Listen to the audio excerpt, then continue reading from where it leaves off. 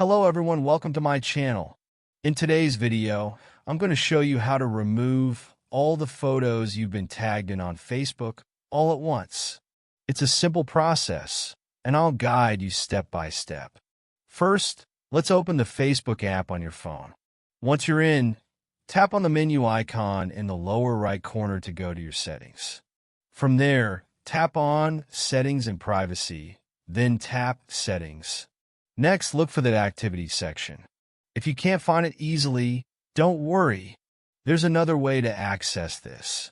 Head to your Facebook profile, tap on the three dots, and then select Review Posts and Tags.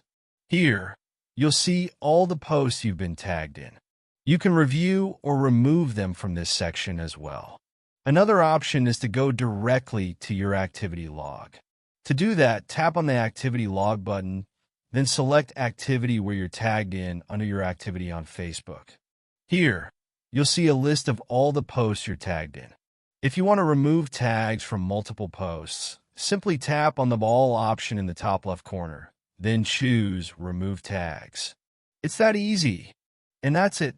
If you found this tutorial helpful, don't forget to hit that subscribe button for more tips and tricks.